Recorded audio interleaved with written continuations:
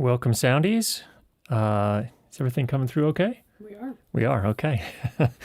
This is just going to be a tech check for us, really. We have the official live stream tomorrow, but just wanted to run through things. We have a few new, we have one main new piece of hardware that Emma's at the helm of tonight. So this thing is a Blackmagic Design 1ME advanced panel. So instead of switching on a laptop, now Emma is switching on an actual panel that's made for, it's a production broadcast panel. So that's what that is. We'll show that a little bit later, but we just want to run through everything here and make sure everything's working okay. So what I'm going to do first is the first thing we're going to do in tomorrow's live stream is we're going to showcase or kind of demo a new microphone here. This is the TechZone Audio Stellar X3. And I'm going to switch over to that right now. Okay, now we're on the TechZone. Does that come through okay? Yep, all right. So you'll notice that sounds a little bit different. And I don't think I have any processing on. Let's just double check here. I'm going to select that channel. We have a high pass filter at about 50 hertz or so. The gate is off. We don't have any inserts. EQ is off. The compressor is actually on. Let me turn that off. Okay, now the compressor is off. So there's no compressor on the TechZone Audio Stellar X3. Everything sounding okay? Mm-hmm. What are your thoughts on this microphone, first of all? Less saturated. Less saturated. Interesting. Okay. All right. So we'll go ahead and, what about now with the compressor turned on? Does that change the character at all? Yes. More saturated? Mm-hmm. Okay. All right, cool. We're going to switch back to the Earthworks here now. Okay, back on the Earthworks. SR314. Okay. I'm actually pretty excited about the Stellar X3. It's a large diaphragm condenser microphone. We did review the original Stellar X2 and the Stellar X2 Vintage, probably in the spring of 2020, so last year, almost a year ago now. And that's wishful thinking, a year ago now, because I'm looking forward to spring. But they were pretty good mics. I think the X2 Vintage kind of suited my voice a little bit better, but I think that the X2 suited your voice and Danny's voice a little bit better. I think you talked into it. Maybe, no, you were still in school. No, you weren't home yet. So you didn't talk through it. But it is definitely the other one, the original X2 suited my wife's voice a little bit better. So, and anyway, in any case, this one's a little bit more expensive. I think this one's it's pre-order right now status. I think it starts shipping on Monday, actually, the 1st of February. And it's priced at $350. So it's one of those kind of mid-range large diaphragm condenser microphones. And in fact, why don't we switch on over to the Mac here, and we'll take a look at this here. So let's go. Here we are. Okay. So here is the original one, the Stellar X2, and then here's the X2 Vintage, and then here's the brand new one, the Stellar X3. So this is an interesting one. Successor to the X2 aims to improve all aspects of its predecessor. This includes an improved custom circuit, as well as a more carefully tuned capsule. In addition, the Stellar X3 features a new body design and a more reliable shock mount. I will say the shock mount assembly is just a much better build. It's big. It's kind of like a U87, basically, like a really big shock mount, one of the traditional ones. But evidently, so I think these are actually manufactured in China, and then they send them back they're actually in the California area, in I think Southern California. And once they get them back, they do a series of tests and they tune it a little bit more as well. They do do a frequency analysis test to make sure it falls within spec after they tune the capsule, and then it's available. So it's based on a K67, so a U67 type of capsule. Better off-axis coloration, smoother mid-range response than most K67 style capsules. Interesting. I don't know. We'll see. made with 3 micron mylar, as opposed to the traditional 6 microns for added sensitivity, which improves the signal-to-noise ratio. Our gold sputtering process is able to consistently and evenly distribute the gold on the mylar. Ooh. And the highly optimized circuit. So anyway, there is a look. You can see it does have the kind of pretty typical presence boost here between 5 and 10K, although it's fairly mild. It looks like it's about not even quite 2 dB, so it's pretty mellow. And I do have a couple of sample videos here. This fellow he's a pretty good vocalist. And then this was they call it the in-depth review. It's their own review of their own microphone. But anyway, full disclosure, they sent it to me free of charge. I'm going to make a review and then I'll send it back to them. So there's that. Okay. Do we need to check computer audio? No, we're not going to do any computer audio this week. Let's check our agenda. Just make sure that's coming through okay. Okay, and then maybe our super source there.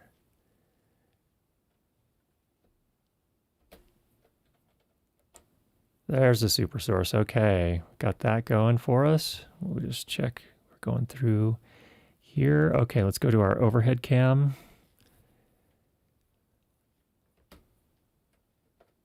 There we go.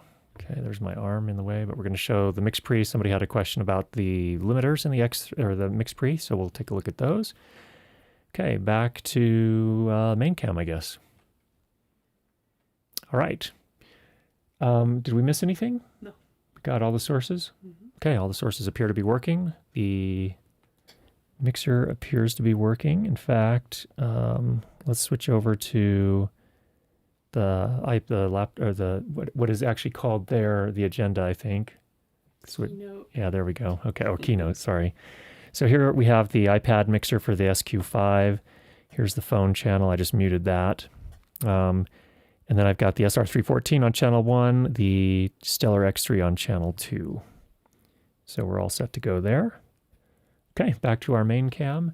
And we're going to switch back to the main cam, but what I want to do is I want to take this overhead cam. I don't have a way to, you see what I mean? How there's not an easy way to suspend it over this.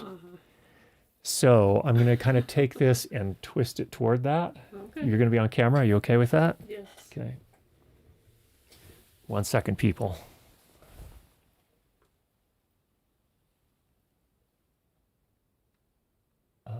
That kind of gets it, doesn't it? Yeah. Okay. Kind of, sort of. That's not a very good shot, but there's at least some indication of what Emma's working with here. So here's the back of the panel. The only thing we have actually plugged in, you'll notice here, is a Cat6 cable. The nice thing about the panel is that it is powered with power over Ethernet. So the only thing we have to plug in is this Ethernet cable here, and then we have a switch that provides power to this. So that's its network connection and its power. Nice. Makes it a lot easier here. It also has a DC input. It has an IEC power input. You can't see those very well. Standard Ethernet, and then a USB-C, and that's just for updating firmware, I believe. But it has these are all soft keys here. And you can see the scribble strips here are actually kind of an OLED screen. And so they show all the sources. Down here we have the preview. Up here we have the program. Up here you can't, oh yeah, you can see these. These are actually macros. So you can program, all of these can be macros. It's the one ME panel, but you can actually control up to 4 MEs with it. You basically just have different buttons that choose the different mix effects. And the T-bar. Emma's pretty stoked about the T-bar. Why don't you show off your T-bar there? Ooh, smooth. Yeah. If we're concerned about key clicking, that's actually a pretty good solution. Yeah, that's one less key click. Yeah. So you can do that. So that's basically it, and we're going to see how that goes. See if it's easier than the laptop. What's your impression so far? I like it. The keys are kind of like you need a control room so that you don't hear them, but I don't know if it's picking that up, but you'd be able to hear it in your headphones. A little bit. Yeah, so it does pick it up some because we're kind of in close quarters here. Oh. Well, maybe in the summertime, we can be in separate rooms. So we don't have to hear that. Okay, cool. Let's go over to the main cam. There we are. Good. All right, let's go to the chat and see if anyone wants to talk about anything. T-bars, why you get it. You're not wrong, Vincent. It's kind of a big deal. Yeah, T-bars are pretty handy. For those that aren't aware, so what the T-bar does is it allows you to do those fades between different cameras, and it allows you to choose the speed manually. So basically, the speed at which you move that T-bar determines the speed of the transition. So Luis says, Curtis, a doubt. Is it possible to work with H2R and Stream Deck? I assume you mean H2R graphics. That's a great question. I have not used H2R graphics, so I am not sure. I downloaded it and played around with it a little bit at one point, but we ended up going back to we're actually not using it. I had some trouble getting it set up to work with the YouTube chat because there are some things you have to configure on the Google side because it uses a Google YouTube API, and I couldn't get it to work reliably, so I didn't end up using it. But I think, I don't know the answer to that, Luis. I'm sorry. What are you doing? Well, it said nice shirt. Oh, Santa Clara Vanguard, right on. And for those that are not aware, Lloyd is the sound designer for the Santa Clara Vanguard, Which is super cool. That's, he even gave us he gave me a little tour of the setup back in, I guess, 2019, actually. Super weird to think that was 2 years ago. Yeah, it was year and a half ago. Yeah. So, cool. Sorry, Luis. I'll keep my eye open for that. I don't know the answer to that question. Andre, do you know if you can use Wave Agent to just split the left and right channel one only? I recorded only one sound like that and it's not working. So Wave Agent, one of the features of Wave Agent is that you can take a polyphonic wave file with multiple channels in it and split them up and save them as separate files.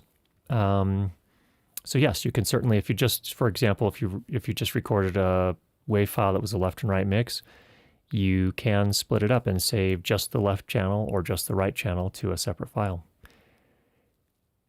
We could possibly demonstrate that. Let's see if I've got Wave Agent on here.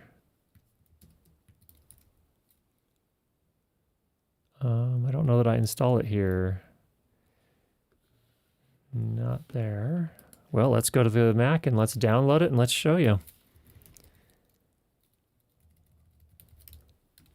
Okay, switch on over to the Mac for us there, Emma, and let's take a look at that. I'm going to go to the downloads here. We've got Wave Agent. Get it for Mac OS. Okay, you have to be willing to look at a messy desktop here. Standing by. Oh, there's the stream. We'll hide that. This is a messy desktop? Question mark? Well, there were a bunch of apps open. We're okay. It's not too bad. I thought you meant like the professors that have like files scattered everywhere. No, it's not that messy. All the academic senate documents from the past like 10 years. That kind of thing. From an unidentified developer. Oh, sound devices. You need to get that registered. We need to go in here. Work on Big Sur. I doubt it. They haven't updated, I don't think.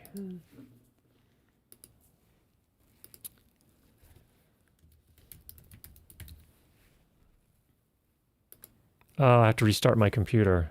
And it's incompatible with this version of Mac OS. Interesting. Okay, well, so much for showing that. Apologize for that, Andre. The way it works generally is that you have kind of a grid and you just choose which ones you want to save to the file. I don't know if you're running into a more specific problem than that, but that's generally what you do. You just choose the channel you want to save in that grid, of boxes, and then save it out from there. So that's sad. I knew that Wave Agent, according to Paul Isaacs, would also work with 32-bit float files, but you just couldn't play them back. You could actually split them up if you needed to do that. It just couldn't play them appropriately. But now it looks like it's not even running. And I'm not on the latest OS here either. I am on, if we show you here, let's go back to the Mac. We are on Catalina 10.15.7, so it's the latest version of Catalina. We're not even on Big Sur yet. So, that's sad, because that's a pretty handy app. Sorry about that, Andres, but hopefully that gets you the information you need. All right, anything else out there in the chat? Here we go. What's the giveaway tomorrow? Oh, glad you asked. In order here, first we have the Rode Video Mic Pro Plus. Even if you are a boom operator or location sound mixer, these still come in handy, regardless of what anyone says. So those are useful. I've got a whole bunch of them, so that one's needs a new home. Next up, we have the Voice Technologies VT Duplex. This is a headset microphone. I'll just pull that out for you. This one is wired for 3.5 millimeter Sennheiser, so TRS.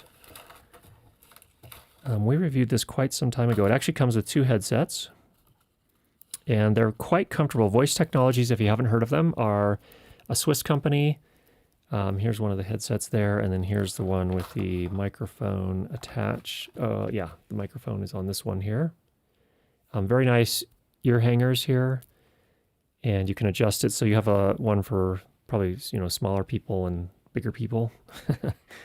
And then you have a detachable cable here. You'll see there's a little micro dot connector right there. And so you can buy other cables if you have a different wireless system, but it comes with a 3.5 millimeter locking TRS for Sennheiser. And we actually reviewed this quite some time ago, probably 3 years ago, I think, actually. And it comes in this really nice kind of semi-hard case as well. Just not something that I have had a lot of occasion to use, and so it needs to go to a new home as well. And then the big one. Can you do a drum roll? No, I can't. I'm not a drummer. Can you do a trumpet roll? No. This is the Earthworks Icon Pro Broadcast Quality XLR Streaming Microphone. So it also comes with a Triad Orbit M2R mount. So you can put it on a mic stand. It is a fantastic microphone. I'm pretty excited. And it's, man, this thing weighs it's got some heft to it. Stainless steel body. It's a nice microphone. So those are the three things we're going to give away tomorrow. So be sure to show up if any of those are of interest to you and you could provide a good home for them. Thanks, Daniel. I watched your interview on Epiphan. Great stuff. With so many products out there, I get confused. Why would someone get a Pearl 2 over an A10 Mini Pro, for instance? Okay, that is a fantastic question. I'm glad you asked that. A Pearl 2 is significantly more expensive, obviously. It's about a $6,000 piece of hardware. I think there are a variety of features that it has that the A10 Mini does not have. And the thing is you have to keep in mind that Blackmagic comes at streaming from a traditional broadcast point of view. So that's what they've been doing for quite some time. Whereas Epiphan came at it from a very different point of view. They came at it in kind of trying to serve the market. I think my sense is that what they're trying to serve is the market of a lot of corporate customers, a lot of business conventions and things of that nature. So they've got basically an all-in-one solution.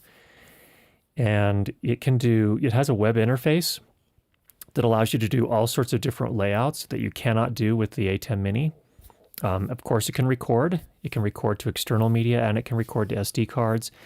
It can also be upgraded. There's an upgrade fee. It's a software upgrade fee to stream in 4K, which you cannot do with the A10 Mini series. I guess that would be kind of the quick and dirty distinction between them. But that's I think is the main difference here. Did I miss anything? I think that for a corporate situation, a Pearl 2 can definitely make sense. For someone who's streaming from home, yeah, obviously an A10 Mini makes sense. But if you are doing those conventions and you need to, produce an output that can go to the stage or the stage screens, plus you're streaming out, plus you also need to save it for post-production. A lot of that you can do with the A10 Mini, but There are just a lot of layout things in particular that you cannot do very well with an ATEM Mini. It only has basically an upstream key and a downstream key. With Pearl, you can do a lot more than that. Now, I will say this.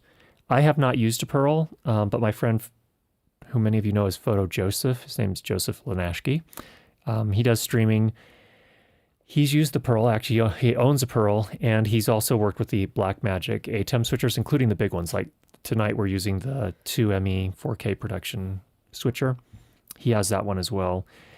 And he said that the one downside that he's found with the Pearl is that the Pearl's keyers are not nearly as good as those on the Blackmagic. Even the ATEM Minis keyers are really, really good, whereas those on the on the Pearl, he said, are kind of mediocre. So hopefully that gives you some background on why those are different. And I think, for example, with my corporate work, I would probably, if I were making the purchasing decision, I would certainly look into a Pearl too for those types of things. Hopefully that makes sense. Okay, cool. Lloyd, Reaper would work to split the file and can be used for free. Great. Yep. And also, and Lloyd says there's also a link from Paul Isaacs about how to make it work. I'll try to find a link. Awesome. Thank you so much, Lloyd. Also, even Audacity is free and it can split channels as well. So if you've got Audacity, that's another option. I'll take your DNO bicolor. Okay, Ike. We do have some lights that we need to give away eventually as well. We're going to keep it within the theme of, for sound for video, we're going to do audio products, but I do actually have an extra DNO bicolor that we can give away at some point. We'll look at doing that. All right. How does it compare with the Countryman? You're talking, I assume, Vincent, you were talking about the voice technologies. The voice technologies, I have not used the Countryman. There's a B6 or an E, I think it's called an E6, which is basically the B6 capsule with an ear hanger. I haven't compared them side by side, so I don't know for sure, but I would say the voice technologies doesn't suit my voice very well. I will say that, but it seems to have some high frequency stuff that just is, the voice technologies, lavalier microphones work well with my voice when they're hidden under clothing, but just on the cheek here, it didn't sound quite as good. So, but I think they're very high quality and they sound great on a lot of people's voices. So it's not the type of thing that sounds perfect on everyone's voice. No mic is, but quality wise, I think they're very good. So I think this is, I think, a $300 microphone, or maybe it's more than that. Maybe it's $400, $500. I'm not even sure. Let's check. It just so happens we have the world at our fingertips here. So let's go to B&H. And let's do the voice technologies, VT duplex. See what that gives us here. Okay, 370, 333, depending on the termination you get. So a little over $300. And I think in this case, actually, we got both the large and the small. So we have essentially both ear hanger sets. So I don't know if you can buy those in a kit. Usually it looks like you just buy one size. So it's worth a little bit more than what you're seeing here. So that's cool. Good. Yeah, it's pretty good mic. Long time. How is Alejandro? It's welcome. It's good to see you again. Thanks for coming by. This is just a test tonight, or just a technical check tonight. But we're going to have the official live stream tomorrow. Hope everyone's doing well. Hope you're doing well, Alejandro. Thanks for coming by. That's all you got for us? Okay, good. We'll wrap up this Checkity check now. Not a super long one. We just wanted to check and make sure everything. Well, let's ask this. How is the audio sounding? And while you're answering, let's go ahead and get this mic up again. For those that missed it earlier, here's the Tech Zone Audio, or TZ Audio Stellar X3. All right, here's the Stellar X3. Is that coming through okay? All right, we're coming through okay. Stellar X3 is a large diaphragm condenser microphone, so it's going to potentially sound a little different. In this particular case, I need to move this boom arm a little closer, which means I need to get out a screwdriver.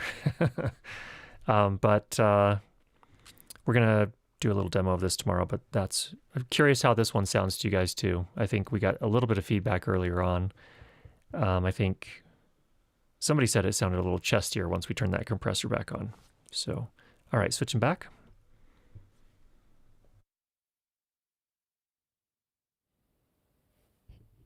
Okay, we are back on the Earthworks SR314 here. All right.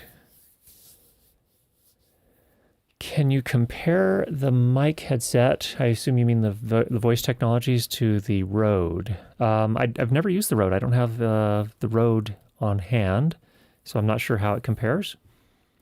But Rode has done okay with their lavalier microphones in the past, and I would expect decent things out of it, but I haven't tried it personally, so I'm not sure. On the topic of black magic, how many more products do you think they'll release before their name gets too long to tweet? Not too long, unless Twitter changes the limit. So Blackmagic ATEM Mini Super Pro ISO 8K Remote Wi-Fi Nano Ultimate. Mark, thanks for coming by. You always put a smile on our faces. I appreciate that. Yeah, I don't know. And that's the funny thing is I can't even remember the names of some of the things. Like the switcher is the ATEM 2 ME 4K Production Studio, I think, but I'm not 100% positive. And yeah, there are a lot of nuances. Product naming is not easy, but some companies make it harder than it needs to be. So thanks for that, Mark. Is the new mic cardioid and slightly off axis? It is cardioid. It's kind of at a funny angle because of the boom arm. Let me just switch back over. Okay, now I'm on the TZ audio. The capsule is actually aimed, it looks like a funny angle here, but the capsule is aimed at me, so the null is right back here. Here's the computer screen right back here. And it's angled a little bit as well, as you can probably see there. But yeah, it is a cardioid, and now it's about right on axis. I've just got this arm that's a little bit funky, but that's a sample there. Switching on back.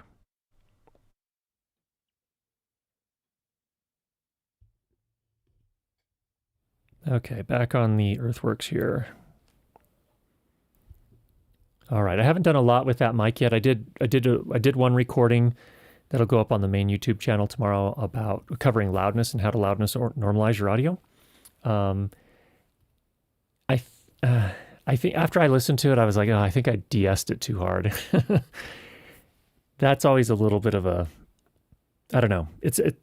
I find that's one that's tricky, even with, I don't know if it's hard. Maybe it's harder with your own voice. I'm not sure, but I feel like I de-essed it too hard. So if you see that video tomorrow, and there's a clear distinction between the introduction of that video and then when we move to the tutorial where we're doing the screencast, yeah, I think I robbed too much high frequency out of it. But overall, I think it's a pretty decent mic. Sounded pretty good. Would I choose it? I mean, it's kind of in the same league as the Rode NT1, but a little bit more expensive. Maybe it's not in the same league. Maybe it's a step up. Maybe it's a half a step up. I'm not sure. We'll have to put it through some more tests, but we'll be working on that review next week. So, all right. Anything else? Oh, here. Yeah. How would the Voice Technologies lavalier mics in comparison to the Deity WLav Pro? Well, I would say this. That's a good question. I think in terms of build, just overall durability and build, I feel like the Voice Technologies are better. They're kind of serving the film industry in Europe is kind of the vibe I get. I mean, they're not the only one, obviously, but they're probably a little bit more popular in Europe than they are in the United States. And I think they're pretty nicely built. That was the only real reservation I had about the Deity WLav Pros. I felt like, especially the cabling, it's almost like they put too much silicone in the sheathing for the cable, and it was it would like stretch in a weird way. Like if you sometimes when you get a lavalier microphone and you're going to put it away and you're wrapping the cable, sometimes you have to kind of put it between your fingers and kind of stretch it out a little bit. And when you do that with the Deity lavalier microphones, sometimes the sheathing kind of it's like it's separate from the inside of the cable and it bunches up a little bit, whereas you don't see that on a lot of the other pro level mics. So I don't know how well that will hold up over time. I've only got the WLav Pros since the pandemic, so I haven't really used it on any productions. So I don't know how it's going to hold up, but that was the only thing that kind of gave rise to, I guess, raised eyebrows for me. Not sure how that'll hold up over time.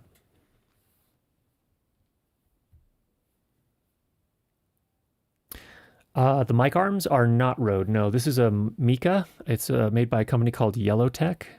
This one's a Mica. The problem is I just have it mounted too far away. And then this one here that the Earthworks is on is an OC White called a Ultima something. Not sure. The nice thing about this one, it mounts to the desk. I have it kind of mounted to the back corner of the desk over here, and it's kind of low profile. I like this one a lot, actually. I bought the Mica first. The Mica has an internal cable that it comes and you solder the connector on yourself on both sides, and then the problem is that I don't know what happens if the connector goes bad. I mean, I could just cut it off and resolder it, but if enough times you cut it off enough times, you're going to not have enough cable. And I don't really see a clear way. I mean, there must be a way to recable it somehow, but I also don't like the way it kind of, with the heavier mics here, watch this, slowly sinking. And I tighten that thing up incessantly and it still does a little bit of that. So I don't know, that one seemed to have a potential, but I haven't been very happy with it. The OC White has been fantastic. It has a channel where you can put your own cable in it. So it's really easy if you need to replace the cable. It's clean. It doesn't seem to transfer a lot of vibration from the desk. I don't know. Seems good. It's a good one. Aaron tweaked that K67 and got the signal to noise down to 2 dBA weighted, quieter capacitors. I do love mod cons. Yeah. I don't know. Let's see what the specs here say. Technical data. This is the Stellar X3 out of the box. They're saying less than 8 dBA weighted for the self noise.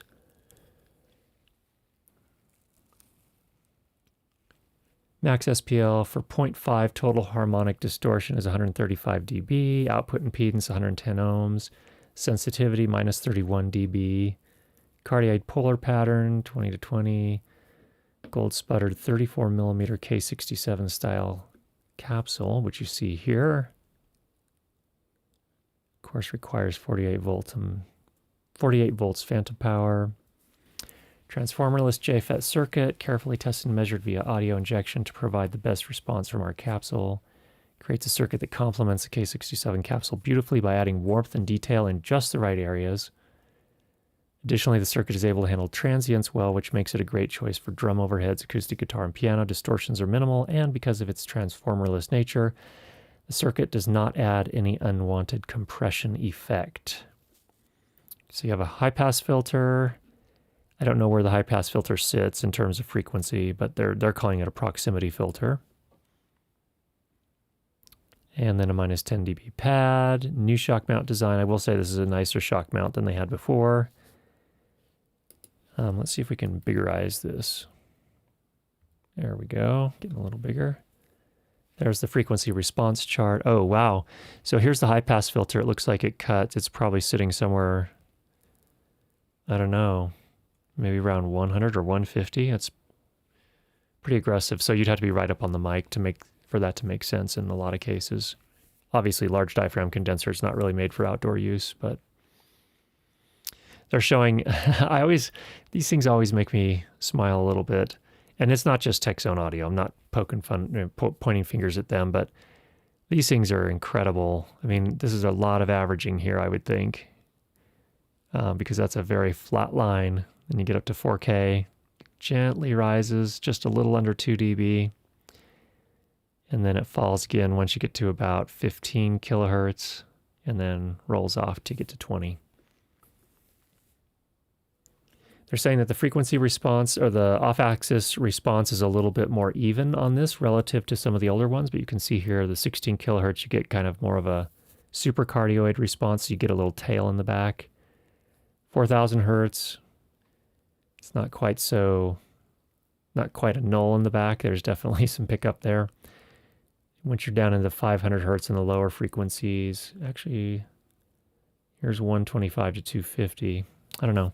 It's not perfectly cardioid, but what I do appreciate here is that they show the response at the different frequencies. A lot of manufacturers won't show that. They'll just show it kind of a generalized, averaged out single polar graph. But these guys put a little more into it. We'll see how that actually sounds in practice in our off-axis tests. Let's read about the capsule. Carefully tuned by hand. Provides a better off-axis coloration and smoother mid-range than most K67 style capsules, made 3 micron. Oh yeah, we read that earlier. Anyway, we'll put that through its paces, see what we get. Okay. Anything else in the chat before we wrap it up? Oh yeah. The deity has saggy socks, exactly right. That's a good way to put it. Does have saggy socks. I don't know if that's something you just thought of the analogy there, Lloyd, or if you have experience with it, but yeah, that's a good way to put it. Yeah, saggy socks don't show well when you're out in a drum corps on the field. You need those socks tight, right? My first season, I used sock glue. You use sock glue? Yeah. Yeah, to keep the socks up? Yeah. Yeah, good choice. Yeah. Good choice. All right, folks, have a great evening. We will be back with you tomorrow, where we'll have the official live stream and the giveaway, the demo, and some question and answer. So hope you have a good night. We'll talk to you again tomorrow. Take care.